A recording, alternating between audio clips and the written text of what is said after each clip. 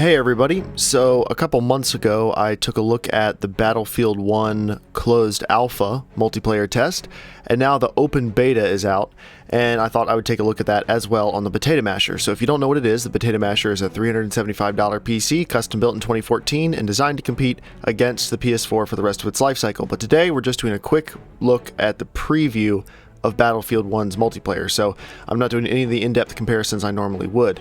Now, last time I was able to run things at 1080p and medium settings with a few frame rate drops from time to time and very high usage across the system, and the same thing is true now. As you see, I'm at medium settings, very high CPU usage, very high GPU usage.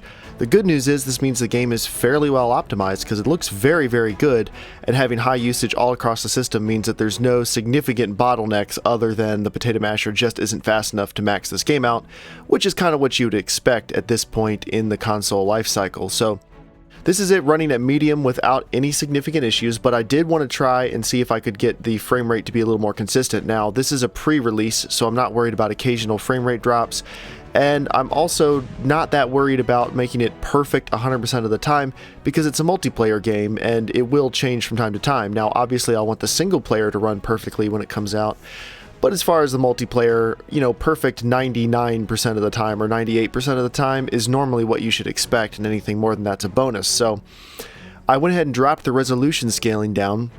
Now 100% native resolution is 42 on the 0 to 100 dial. No idea why, but 42 is 100%, so I turned it down to 36, which is not much of a reduction. My guess is it's somewhere between 900p and 1080p.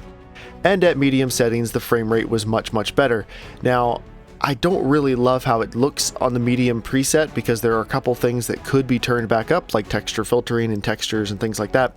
So after playing like this for a little while and seeing that yes, it was consistent, but it wasn't quite as good as it could be, I knocked the resolution scale back up to 38%, or not 38%, but 38 out of 42. So pretty close to 1080p as far as I can tell. And then I adjusted some of the settings. So this is a blend of medium and high settings. The texture filtering is turned all the way up. The textures are on high. The mesh detail is on high. A couple other things are on high, but things like shadows and effects are on medium still because those things are generally pretty demanding. Same thing with ambient occlusion. Now, I'm not really going to dig into the options and find out the absolute best compromise between settings and performance until the final game releases, because this is a pre-release game and you never know what might change.